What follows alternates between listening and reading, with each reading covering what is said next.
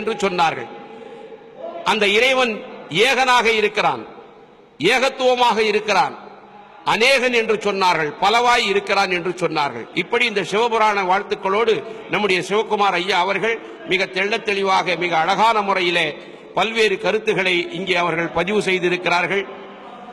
மாணிக்கவாசகருடைய திருவாசகம் 8ஆம் திருமுறை என்று சொல்லப்படுகிறது. அந்த 8ஆம் திருமுறை உலகத்திலே இருக்கக்கூடிய எல்லா மனிதர்களுக்கும் 8ம் திருமுறையாக உலகத்திற்கு அறிவிக்க வேண்டும்.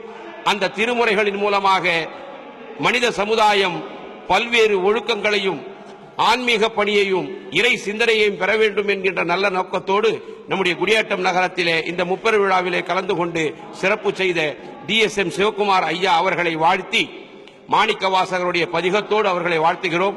சடைமுடி கங்கை தெரித்தாய் போற்றி, ஆரூர் அமர்ந்த அரசே போற்றி, சீரார் திரு வையாரா போற்றி, அண்ணாமலையம் அண்ணா போற்றி, கண்ணார் அமுத கடலே போற்றி என்று மாணிக்கவாசகருடைய பதிவான அந்த பதிகத்தினுடைய வாழ்த்துக்களோடு நம்முடைய அன்பு சகோதரர் தொழிலதிபர் DSM சிவகுமார் அவர்களை வாழ்த்தி வருகை தந்தமைக்கு நன்றியை தெரிவித்துக் கொள்கிறோம்.